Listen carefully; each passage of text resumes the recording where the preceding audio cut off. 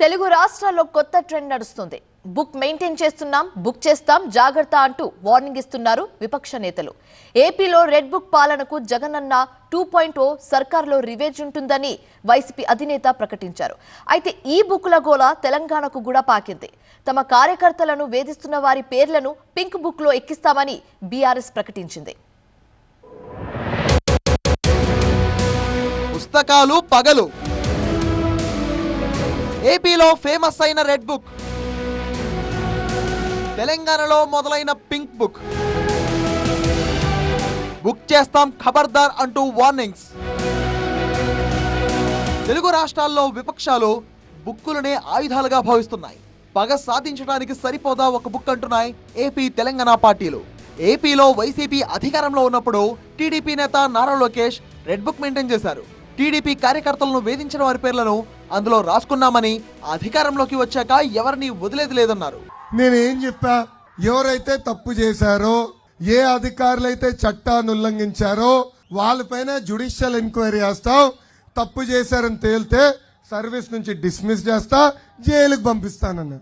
తప్పు చేస్తే యాక్షన్ తీసుకుంటానా? అరే ఎందుకు మీరు ఇంత భయపడుతున్నారు? అది నాకు అర్థం అవట్లా, ఇప్పటికీ అర్థం అవలే. రెడ్ బుక్ పాలనలో భాగంగానే తమ నేతలను, కార్యకర్తలను అరెస్ట్ చేస్తున్నారని వైసీపీ ఆరోపిస్తోంది. వల్లభనేని వంశీని కూడా రెడ్ బుక్ కోటాలోనే అరెస్ట్ చేశారని విమర్శించింది.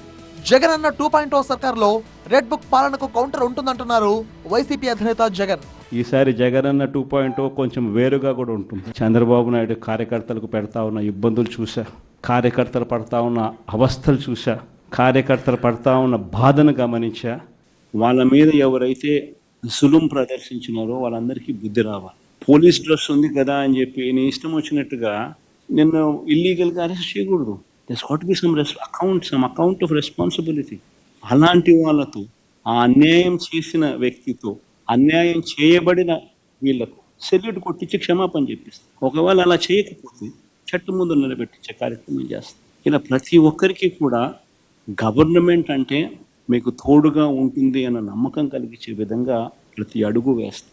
ఏపీలో రెడ్ బుక్ వర్సెస్ జగనన్న 2.0 మధ్య డైలాగ్ వార్ డైలీ ఎపిసోడ్ అయింది. అయితే ఆ బుక్కుల గొడవ తెలంగాణకు పాకడం ఇప్పుడు చర్చనీయాంశమైంది. కాంగ్రెస్ ప్రభుత్వం బీఆర్ఎస్ నేతలు, కార్యకర్తలపై అక్రమ కేసులు పెట్టి వేధిస్తుందని, జైళ్లకు పంపుతుందని బీఆర్ఎస్ ఆరోపిస్తుంది. వేధింపులకు గురి చేస్తున్న వారి పేర్లను పింక్ బుక్ లో రాస్తున్నామన్నారు ఎమ్మెల్సీ కవిత.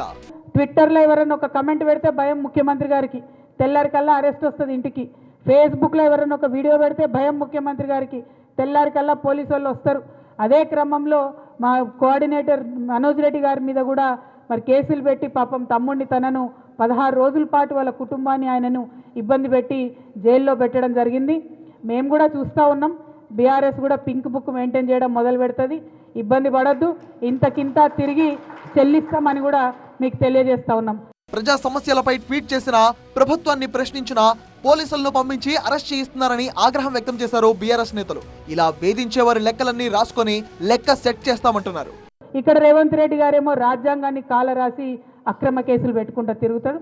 చూస్తూ ఉన్నాం. డెఫినెట్గా లెక్కలు మేము కూడా పెట్టుకుంటాం. మాకు జయశంకర్ సార్ నేర్పించిండు లెక్కలు ఎట్లా రాయాలో, ఎట్లా ఉద్యమాలు చేయాలనో. ఇప్పుడు మా మీద అక్రమ కేసులు పెడుతున్నారు.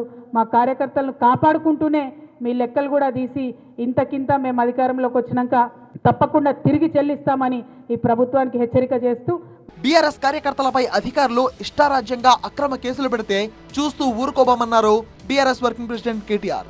పోలీసులైనా ప్రభుత్వ అధికారులైనా ఎవరైనా ఎక్కువ తక్కువ ఎక్స్ట్రా చేస్తే మా జోగురామన్ కోరుతా ఉన్నా, పేర్లు రాసి పెట్టు, మిత్తితో సహా ఇచ్చే బాధ్యత. ఏపీలో రెడ్ బుక్ ఎంత ఫేమస్ అయిందో తెలంగాణలో పింక్ బుక్ అంత చర్చనీయాంశంగా మారింది. పింక్ బుక్ లో ఎవరెవరి పేర్లు చేరుస్తారో చూడాలి మరిక.